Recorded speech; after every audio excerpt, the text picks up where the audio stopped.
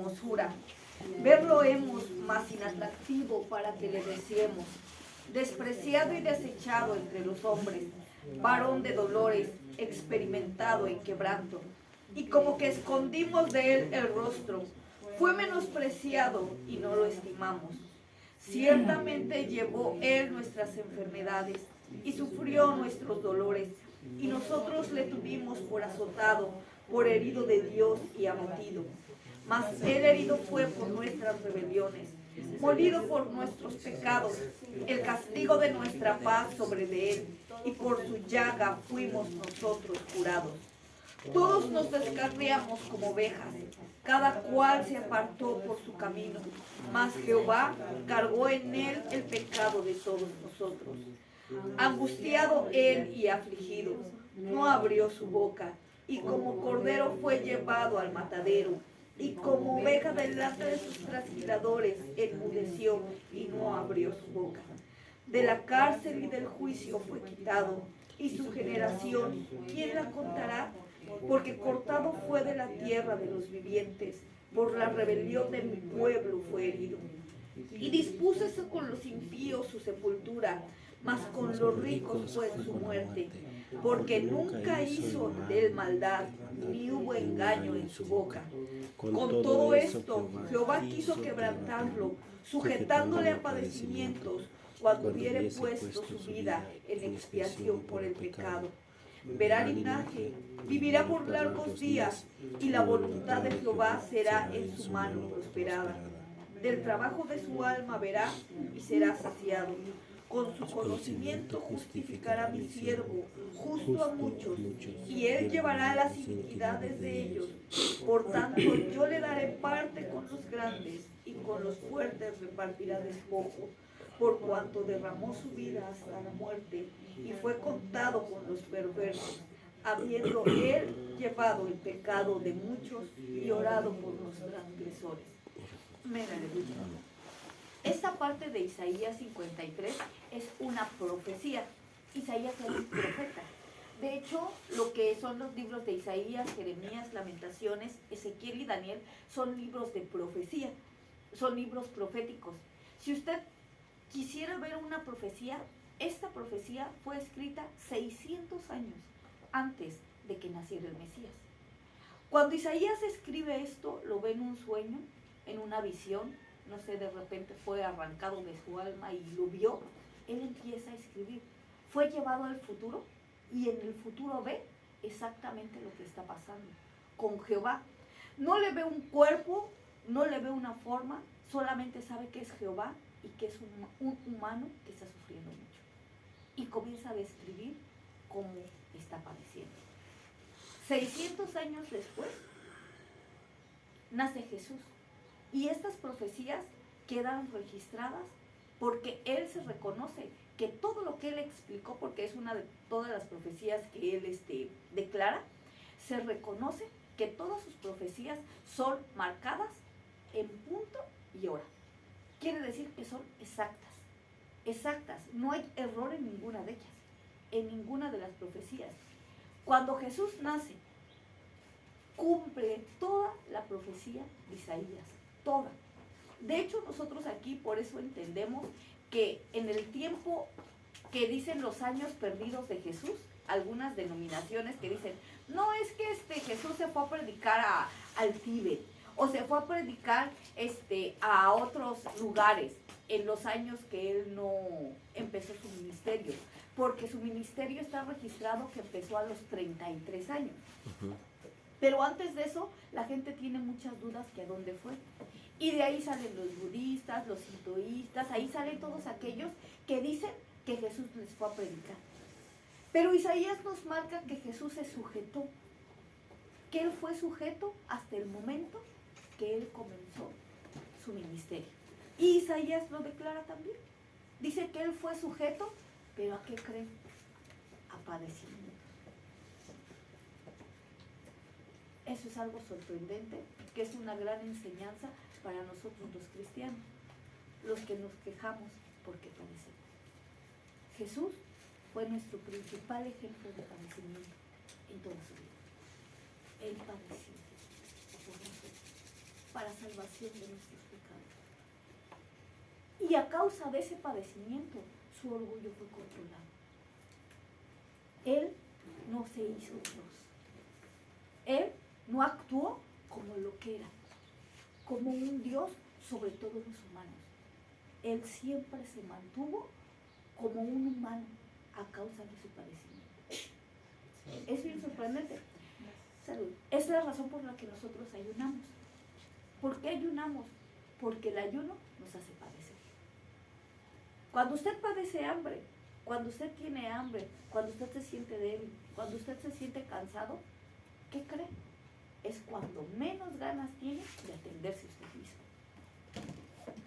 Entonces, el espíritu y el alma están susceptibles para Dios. Y si usted hace un ayuno para Dios, usted en medio de su hambre está pensando en Dios.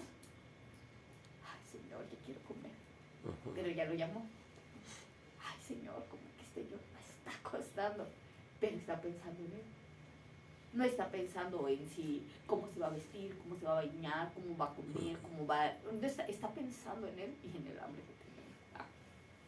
En eso. ¿Qué es lo que pasa?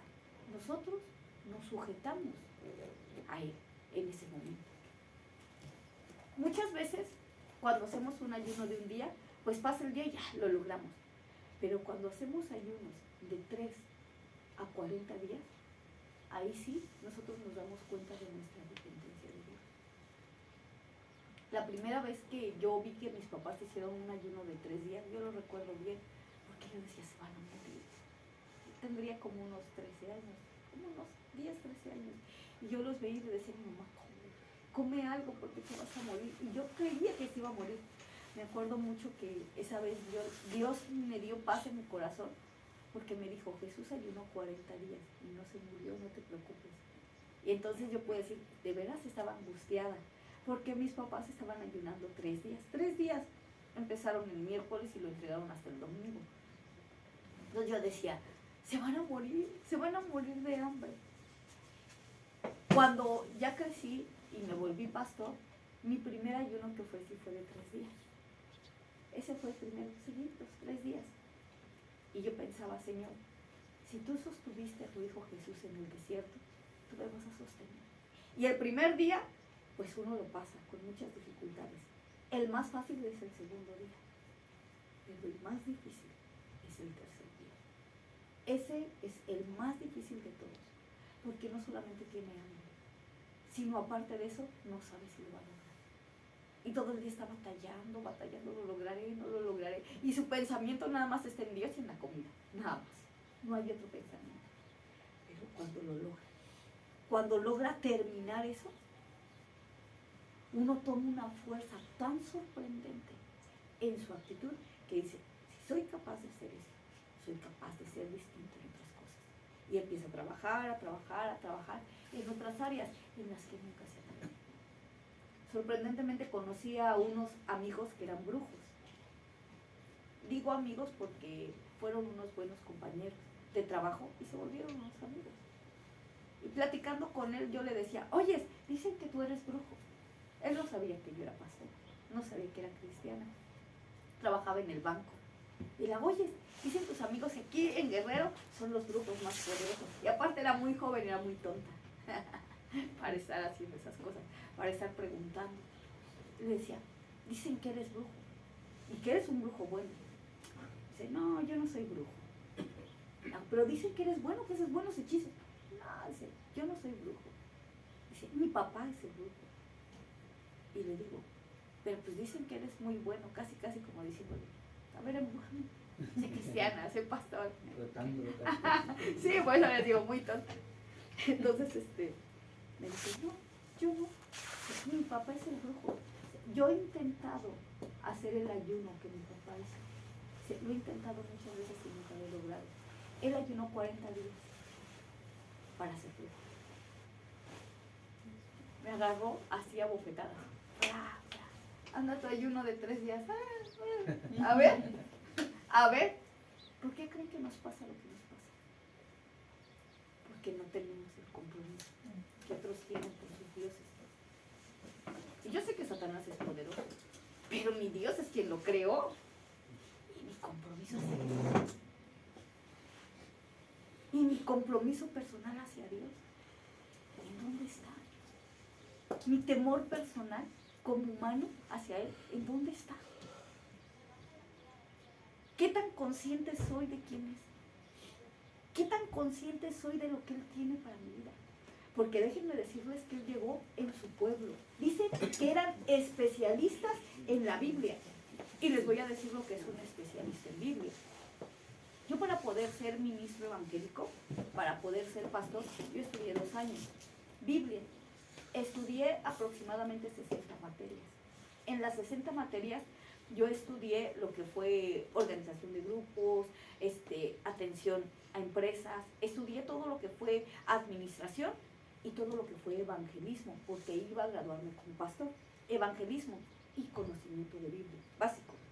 Estudié, por ejemplo, todos los libros de la Biblia, me los sabía de memoria, sabía cuántos versículos eran de evangelismo, sabía el camino a los romanos, el que se los he enseñado, o sea, todo eso lo aprendí. ¿Pero qué creen? Después me dijeron, eso no te sirve para ser ministro. ¿Por qué? Porque la gente, hay religiones que te convencen así de que Dios no existe. ¿Cómo? Pregúntale, investiga. Yo dije, pero pues es que yo sé mucho, o sea, a mí pregúntenme de Biblia, yo sé mucho. No sabes, ve y pregunta. Entonces dije, ok, que se vengan los testigos de Jehová a platicar conmigo. Y cada vez que tocaban en la puerta de mi casa un testigo de Jehová, yo me paraba, adelante, adelante, bienvenidos, y platicaba con ellos. Bienvenidos, y platicaba con ellos. ¿Y qué creen que pasaba? Me daban unas arrastradas, buenísimas, buenísimas. No, si yo les contara, yo creo que me iba a volver testigo. No les miento, sabían de Biblia. O sea, pero sabían. Yo dije, pues con razón los hermanos le corren. Usted jamás va a ver un cristiano que acepte hablar con un testigo de Jehová por temor a que lo confunda. Y yo dije, ¿dónde soy buena? No, pues yo no sirvo para esto. Y otra vez me voy para abajo. Y yo no sirvo para esto, no sé nada de Biblia. Y yo creía que sabía. Pero había gente que lo manejaba mejor. No, pues no sé nada. No sé nada. ¿Y qué creen que hice? Tengo que seguir estudiando. Entonces comencé a estudiar. Y me dijeron, pues para ser ministro, tú tienes que estudiar otros 2 años más. Yo dije, sí, vamos a estudiar. Y que me meta a estudiar para ser ministro. Estudié. Y ahí nos enseñaron todo lo que era ejército de Lucifer, demonología. Nos enseñaron acerca de lo que era todo, lo que era el ámbito espiritual con el ámbito natural.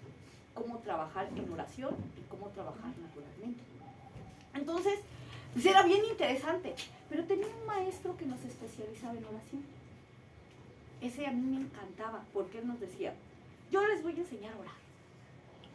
Y todos acabamos nuestra libertad. No, déjenla ahí. Yo les voy a enseñar a orar. ¿Cómo? Sí, déjenla ahí. Vamos a orar. Y vamos a empezar nosotros con un compromiso de oración. Todos vamos a orar antes de que todos empiecen a orar. Y él nos decía, ok, los judíos oran 3 horas porque los judíos oran en hebreo. La oración es cuando inicia, dicen, de temprano yo te buscaré, en Salmos dice, temprano yo te buscaré, de madrugada me acercaré a ti. Y muchos hablan que la oración de madrugada es la más fuerte. Y piensan, se levantan bien tempranito, como a las 4, 5, 6 de la mañana se levantan a orar y piensan que esa es la oración de madrugada. Pero los hebreos nos enseñan que la oración de madrugada es exactamente cuando el sol está saliendo. Cuando el sol se ve así en el horizonte y está saliendo, ese es el momento preciso de la oración de Salmos, la oración de madrugada. Entonces la oración más poderosa es esa. Y la oración de la noche es justamente cuando el sol se está poniendo en el ocaso. Esa es la oración de la noche. Y dicen que es tan poderosa porque mi oración se junta con la oración de todos aquellos que están orando. Y toda la oración se vuelve una y cae el poder de Dios. Yo dije, y yo pensaba que la oración de madrugada era a las 3 de la mañana y yo desvelándome. Bueno, no, también hay una oración de medianoche, pero yo dije, qué fácil. Entonces Él nos hacía comprometernos en orar. Y hacía que nuestro compromiso fuera real. No nos dejaba que nuestro compromiso fuera mismo. Sino nos decía, usted va a orar. Y no voltea a ver si alguien vino o no vino. Usted ore, usted tiene el compromiso. Usted tiene el compromiso, nos decía. Usted es el comprometido. ¿De quién es la necesidad? ¿Quién va a ser pastor? ¿Su compañero va a ser pastor? No. ¿Quién? Yo. Ok, pues usted, entonces usted ore. Decía que. Y ahí fue donde yo me enfoqué a orar. Porque empezamos en oración, ¿cuántos creen? Los 35. ¿Cuántos creen que terminamos el año en oración? Unos 10. Nada más. 2. Entre ellos. Y mi director. Porque me decía, tú no puedes orar más que yo. Sí, pero ¿saben por qué lo hacía? No crean que porque me sentía que era la mejor, sino porque tenía necesidad. Era tan débil, era tan joven, era la que menos sabía de todos, que tenía la necesidad. Yo dije, si no lo logro, voy a quebrar. A la primera, en el primer lugar que esté, tengo que hacerlo, tengo que buscarlo, tengo que buscarlo. Era la que más necesitaba, era el más pequeño de todos los pastores. De hecho, yo entré de 14 años a la escuela bíblica, me gradué a los 20. Entonces, bien difícil, tenía la necesidad y tenía que hacerlo. Entonces, no era que iba con todo, no, sino necesitaba todo, que era bien distinto. Y ahí aprendí a que mi camino no era con todos, mi camino era mi camino con Dios, mi camino con Dios. No me importaba si alguien venía, si alguien no venía, ni siquiera si alguien me veía. Ahí dejé de ver que alguien me había abandonado. Y no por hacerlos menos, sino porque yo tenía la necesidad de ser cristiano. Y después me topo con eso, con que ser pastor no es ser cristiano. Todo esto va con lo que les voy a enseñar, pero quiero hacerlos reflexionar también. Me topo con que ser pastor no es ser cristiano. Y ser cristiano no es venir a la iglesia. ¿Cómo? Sí, ser cristiano tiene esa característica principal, que es seguidor de Cristo. Y Cristo no es Jesús. ¿Cómo? O sea, Cristo es Jesús, Cristo no es Jesús. Cristo es Jesús vencedor. Dice que cuando Jesús vence en la tierra, termina su ministerio, Él muere y resucita siendo el Cristo, Señor y Cristo. Muere en su vida siendo vencedor. Y resucita con el poder del Cristo.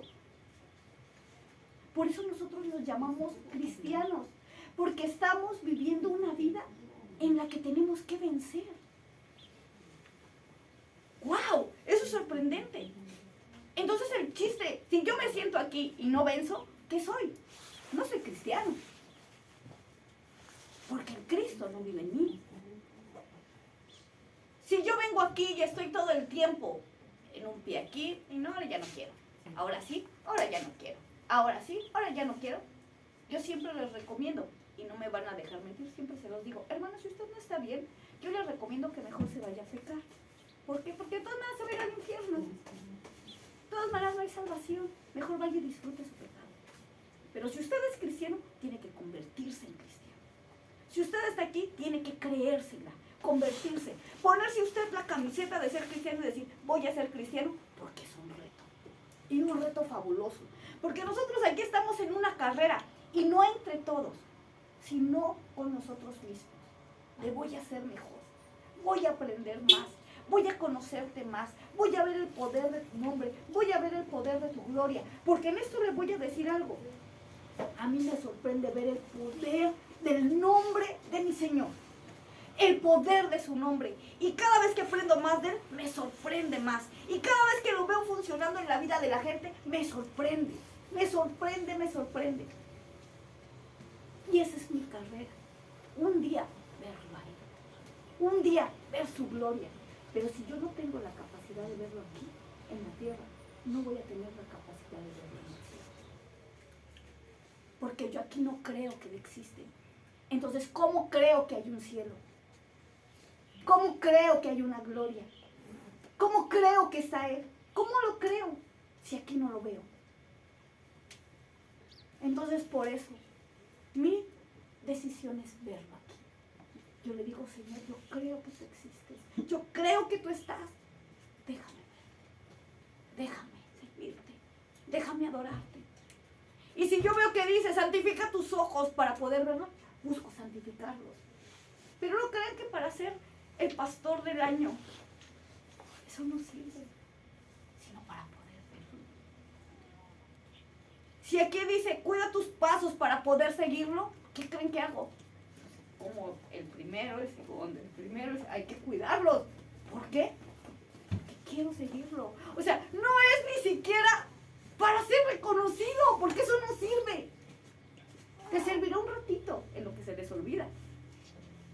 Dirán, hermano, pero en lo que se les olvida, ¿y qué será un ratito? Se nos olvida. A ver, les voy a decir, ¿cuál fue el primer canto que cantamos ayer? ¿Verdad que se olvida? Entonces, ¿cuánto dura? ¿Cuánto dura? ¿Cuánto dura el reconocimiento? ¿Un año? Díganme un héroe de la nación de hace 100 años. ¿Verdad que se olvida? Entonces el reconocimiento humano, ¿cuánto dura? ¿Cuánto dura? Imagínense basar todo el cristianismo en un reconocimiento humano. No se puede. Pero cuando tú quieres seguir a Cristo, sabes que esa decisión te va a llevar a la eternidad. Y que a lo mejor aquí nadie se da cuenta más que tú y él, pero con eso tienes. Porque dice la palabra de Dios en Hebreos que todos los héroes de la fe murieron esperando. Igual que yo. O sea, no estoy sola. También Abraham, Isaac, Jacob, Josué, Gedeón. Todos los héroes de la fe murieron esperando, como viendo al invisible. Esa parte amo. Viendo al que no se veía, al invisible. ¿Quiere ver usted a Dios? Ve al invisible. Imagínese que alguien le diga, estas son las características que tiene Jesús. Jesús tiene los ojos así, el cuerpo así, y usted lo va a reconocer. Que digan, Jesús va a venir, vamos a ver la característica. Ayúdenme a leerlo, no se preocupen, ya vamos a acabar. Porque esto es lo último, dice. ¿Quién ha creído a nuestro anuncio y sobre quién se ha manifestado el brazo de Jehová? Dice, y subirá cual renuevo delante de él como raíz de tierra seca. ¿Hay parecer en él? No hay parecer en él ni hermosura. Le veremos más inatractivo para que le deseemos. Le marca a los conocedores de la ley que él no es famoso. No buscará fama. ¿Sí? Y después, ayúdenme a seguir leyendo rápidamente para que no se duerman. 3. Despreciado y desechado entre los hombres. Varón de dolores, experimentado en quebranto. Y como que escondimos de él el rostro. Fue menospreciado y no lo estimamos. Ok. Iba a ser menospreciado.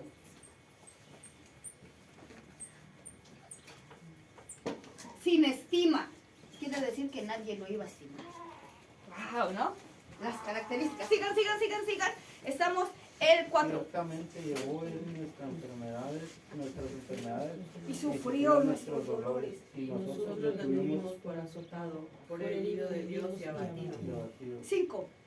Mas él herido fue por nuestras rebeliones, molido por nuestros pecados, el castigo de nuestra paz fue sobre él, y por su llaga fuimos nosotros curados. Amén, hasta ahí. Nos habla que él iba a ser crucificado. Crucificado. ¿Ok? Crucificado. Herido. Adelante, sigan. todos nosotros Nos descarriamos como ovejas, cada cual se apartó por su camino, mas Jehová llevó en él el pecado de nosotros. 7. Angustiado él. y afligido. No abrió su boca, como cordero Fue llevado al matadero, y como oveja delante de sus trasquiladores, enmudeció y no abrió su boca. De la cárcel y del juicio. Fue quitado, y su generación, ¿quién la contará? Porque cortado fue de la tierra de los vivientes, por la rebelión del pueblo fue herido. El 9. Y depuse por los impíos su sepultura, mas con los ricos fue en su muerte, porque nunca hizo él maldad, ni hubo engaño en su boca. Esa es otra profecía. Con los impíos se dispuso, con los impíos su sepultura. Pero fue con los ricos, sepultado.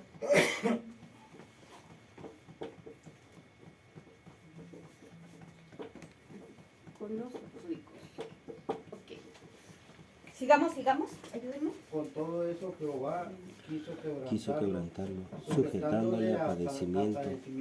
Cuando hubiere puesto su vida en expiación por el pecado, verá el linaje, vivirá por largos días, y la voluntad de Jehová será en su mano prosperada. Ahí es cuando se vuelve Señor y Cristo. El siguiente. Del trabajo de su alma verá y será saciado. Con su conocimiento justificará mi siervo justo a muchos, y él llevará las inquietudes de ellos. Por tanto, yo le daré parte con los grandes, y con los fuertes repartiré despojos. Por cuanto derramó su vida hasta la muerte, y fue contado con los perversos, habiendo él llevado el pecado de muchos y orado por los transgresores. Algo sorprendente de esto es que era Jehová, Dios, el que iba a venir y hacer eso. Tengamos en mente esto, era Dios, no era cualquier persona, era Dios, Jehová. Aquí dice claramente, era Jehová. O sea, razonemos esto. Si les dijéramos, Jehová va a venir disfrazado o va a venir, nos va a visitar. Jehová, dice una profecía que Jehová va a venir. Vamos a ponernos en ese tiempo, que nos va a venir a visitar. Y estas van a ser sus características. Llega alguien y no lo reconocen. Aunque lo tienen en la Biblia. Aunque lo tienen marcado, no lo reconocieron. No lo reconocieron. No lo reconocieron. ¿Por qué? Si tenía todos los detalles, estaba cubriendo todos los detalles. Nadie en la vida había cubrido los detalles como él, pero no lo pudieron reconocer.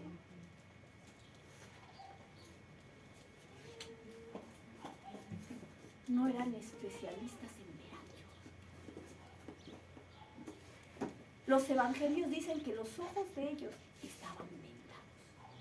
Tenían una venda que no los dejaba ver a Dios. Tenían una venda que no les permitía ver el poder de Dios. ¿Cómo eran familia de Dios? Eran los que habían sacado de Egipto con brazo fuerte, donde se había abierto el mar rojo y se habían abierto 12 túneles en el mar y habían pasado ellos en su lugar especial al mar rojo. Es más, el Midrash, que es la Biblia hebrea de los niños, dice que si a ellos se les antojaba algo, el mar se los daba. Y dice que ellos fueron llevados como en alas de águila. Fueron llevados rápidamente de un lugar al pase del mar rojo. Ellos, la familia, los que sabían, los que comieron pan del cielo, los que caminaron en el desierto, no lo reconocieron. Pero ahí está el punto que es para nosotros en esta mañana. Sus ojos estaban vendados. Sus ojos estaban ciegos. Eso es lo que pasa ahora con el cristianismo. No conoce a su Dios. Se dicen cristianos, pero no lo conocen. Y dicen, pero ¿cómo lo tengo que ver? Dios se ve. Dios se ve. Dios se ve. Dios se ve. Los que no podemos verlo somos nosotros. ¿Y de quién creen que es la responsabilidad de ver a Dios? De nosotros. De usted y de mí es la responsabilidad de ver a Dios. ¿Cómo? Primero dice que como viendo al invisible. Hebreos lo dice. No le voy a dar una cita para que usted lea Hebreos. Abra su Biblia, conózcala, ámela, búsquele. Es bien fácil sentarse porque les doy la cita y les apuesto que ni siquiera la revisan en la semana, se los aseguro. Pero leamos Hebreos, lea Gálatas, yo les digo lean Gálatas, es fabuloso Gálatas, léaselo 1000 veces si es posible. Primero empezamos con 60, ahora subimos a 1000. Léale Gálatas. Pero el conocer a Dios depende de nosotros. ¿Cómo conozco a Dios? ¿Cómo lo puedo ver? ¿No sería fabuloso que usted vea a Dios? ¿Por qué creen que muchos cristianos no pueden ser engañados? ¿Por qué creen que muchos cristianos saben que tienen la verdad? ¿Conocen a Dios? En la vista. Pero eso no solamente de pastores. Eso es para todo aquel que quiere hacerlo. Para todo aquel que dice, yo quiero verte, yo quiero conocerte, yo quiero saber que tú existes. Dice la palabra de Dios, quien sabe que hay Dios, crea que le hay. Amén. Yo quiero saberlo, yo quiero verte. Si yo lo veo, ¿qué podría ser de mi vida? Ahora esa es otra pregunta. Usted pregúntese, si usted tuviera a Dios enfrente, ¿qué sería lo que le pediría? ¿Cuál sería su petición? Si usted le dice, ¿saben qué? Tiene 5 minutos. Dios tiene su oído aquí, pídale algo. Y usted literalmente sabe que Él está enfrente de usted. ¿Qué le pide? Póngase a pensar, piense bien su petición que tiene. Es Dios. O sea, la petición más bizarra, para nosotros es imposible, para Él no. Es Dios. Lo crea todo, lo sabe todo. ¿Cómo? ¿Él podrá bajar a la muerte? Es Dios, Él la creó. ¿Cómo? Él podrá bajar a los infiernos, es Dios. Él la creó. Él los creó. Él podrá pasar al futuro, es Dios. ¿Podrá estar en mi presente? ¿Podrá ir a mi pasado? Es Dios. Todo lo que se te ocurra, pedirle, ¿qué sería? Piensa. ¿Qué le dirías? Eso es lo que a nosotros nos da saber que los milagros existen. Eso es lo que a nosotros nos sorprende cuando vemos que los milagros existen. Hay mucha gente que dice, es imposible que yo cambie. Pero cuando nos vemos a Dios persiguiendo, vas a cambiar. ¿Cómo? Vas a cambiar porque Dios te echó el ojo. ¿Y cómo lo ven? Porque somos cristianos, seguimos ahí. Y es imposible, ¿no? Pero la pregunta es, ¿usted lo ve? ¿Usted lo ve? Pregúntese, ¿usted lo ve? O a veces se le vuelve borroso. O dice, ¿cómo que yo lo ve? Ay, no, ¿será o no será? Lo ve. Pregúntese, porque ese es su reto, ese es su meta, ver a Dios. Los héroes de la fe se sostuvieron como viendo al que no veía, al invisible. Qué fabuloso. Se sostuvieron viendo al invisible. Abraham, 120 años, estuvo esperando. Se sostuvo como viendo al invisible. Moisés, a los 40 años, fue perseguido por los egipcios y pasó otros 40 años en el desierto. Llegó bien viejito y se sostuvo viendo al invisible. Noé, cuando construyó el arca, se sostuvo sobre las burlas de la gente que decía, está bien loco, ¿cómo creen que va a llover? Nunca ha llovido, que el agua del cielo, miren qué locura. Se sostuvo viendo al invisible. La pregunta es, ¿usted ve a Dios?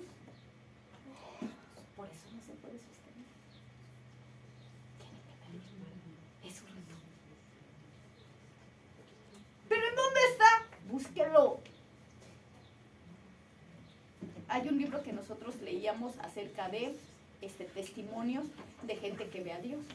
Y en ese libro, es lo último, ya con esto terminamos. En ese libro nos contaban una historia de un viejito. Dicen que llegó un viejito del campo, en medio de la ciudad. Imagínense el centro, allá en donde están las calaveras, allá en el centro de las 5 y 10, hacía el ruido. Y él iba pasando con su hijo, su nietecito. Y de repente le dice al nietecito, espérate, espérate. Y le dice al nietecito, ¿por qué? ¿Por qué ha vuelto a hacer? Espérate. Y se acerca él a uno de esos arbustos que está por ahí, entre toda la ciudad. Se acerca, mete su mano y saca un grillo. Dice, es que estaba cantando. Y le dice, ¿pero cómo lo escuchaste? Si hay un montón de ruido. Porque mi corazón está en la naturaleza. Así, si usted quiere ser cristiano, su corazón va a estar en Dios y lo va a encontrar en medio de todo. Va a encontrar su voz. ¿Qué se necesita? Buscar y querer encontrarlo. Es lo único que necesita. Quiere decir que usted tiene la capacidad. Cierra sus ojos.